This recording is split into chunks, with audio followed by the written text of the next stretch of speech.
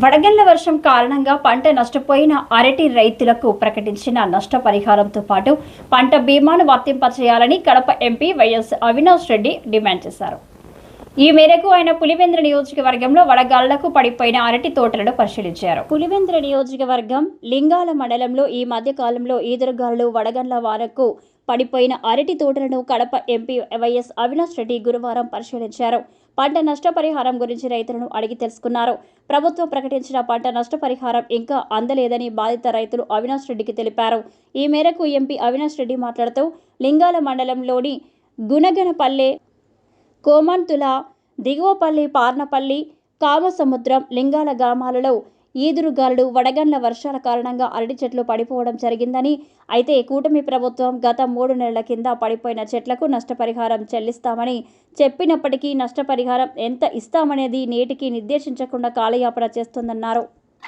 మొన్న వీచిన పెనుగాలులకు మరియు వడగండ్ల వానకు దాదాపు లింగాల గ్రామం కావచ్చు, గుణకనపల్లి, రామట్లపల్లె గ్రామం కావచ్చు, పెద్దకూడాల, చిన్నకూడాల గ్రామాలు, అదేవిధంగా కామసముద్రము, బోనాల గ్రామాలు, దాదాపు ఇన్ని గ్రామాల్లో 750 ఎకరాల అరటి పంట పూర్తిగా నేలమట్టమైన పరిస్థితి.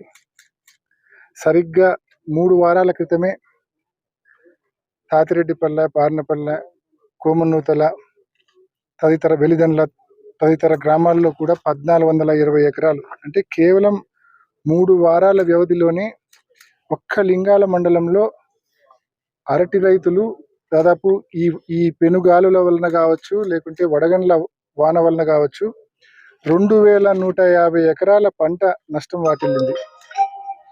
ఇది ఒక్కొక్క ఎకరా సాగు చేయాలంటే కనీసం 1.5 to 2 lakhs ఖర్చు వస్తూ ఉంది. అంటే 1,50,000 నుంచి 2 లక్షల రూపాయలు ఎకరా సాగు ఖర్చు వస్తూ ఉంది. మరి ఈ నేపథ్యంలో సాగు లెక్క ప్రకారం తీసుకున్నా కూడా రైతులకు 42 కోట్ల రూపాయల నష్టం కేవలం ఈ 3 వారాల్లో ఈ గాలుల వలన, వడగండ్ల వాన వలన ఏర్పడిన పరిస్థితి. మరి ఇంత భారీ నష్టం నుంచి రైతును ప్రభుత్వాలు ముందుకొచ్చి ఆదుకోమని చెప్పి మనవి చేస్తూ ఉన్నాం. ముఖ్యంగా ప్రభుత్వం ఏదైతే ఇన్పుట్ సబ్సిడీ ప్రకటించిందో ఆ ఇన్పుట్ సబ్సిడీ యాక్చువల్లీ మార్చి 31 లోపలే ఇస్తామన్నారు, కానీ ఇవ్వలేదు. మొన్న జరిగిన నష్టానికి, మార్చిలో జరిగిన నష్టానికి ఆ ఇన్పుట్ సబ్సిడీ కూడా చాలా నామమాత్రం, అంటే ఎకరాకు 14,000, హెక్టార్కు 35,000 రూపాయలు.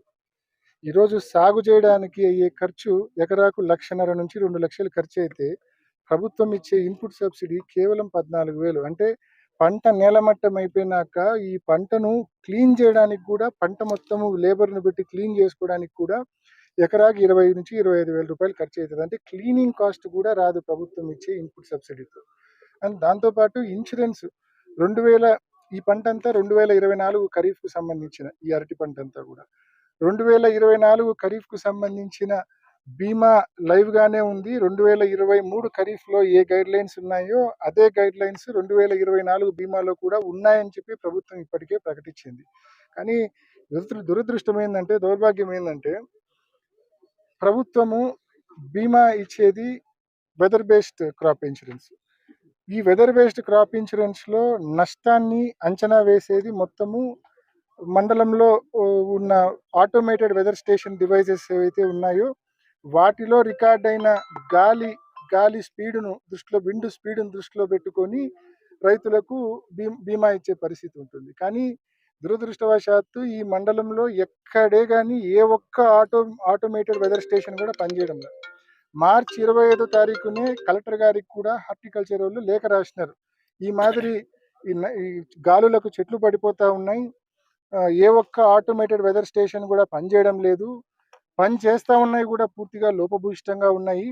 కాబట్టి వాటిని ప్రామాణికంగా తీసుకొని రైతుకు బీమా ఇవ్వాలంటే రైతు పూర్తిగా నష్టపోతాడని చెప్పి హార్టికల్చర్ వాళ్ళు కూడా మార్చిలో కలెక్టర్ గారికి లేఖ రాయడం జరిగింది. అంటే ఇవన్నీ దృష్టిలో పెట్టుకొని లోపభూయిష్టంగా ఉన్న ఆటోమేటెడ్ వెదర్ స్టేషన్లు కావచ్చు, పని చేయని ఆటోమేటెడ్ వెదర్ స్టేషన్లు కావచ్చు, వీటిని దృష్టిలో పెట్టుకొని గాలి స్పీడ్ ఎంతున్నా కూడా చెట్లు పడిపోయినాయా లేదా అనేది ప్రామాణికం అంతే. అంటే ఒక మనిషికి బీమా ఉంటుంది. ఆ బీమా 20 కిలోమీటర్ల వేగంలో చనిపోతే ఆ మనిషికి బీమా రాదని చెప్పడము, 50 కిలోమీటర్ల వేగంలో ఆ మనిషి చనిపోతేనే బీమా వస్తాది అని చెప్పడము ఎంతవరకు అది అర్ధరహితం గదా! ఇది గూడా అంతే. చెట్లు పడిపోయినాయా లేదా అనేది ప్రామాణికం.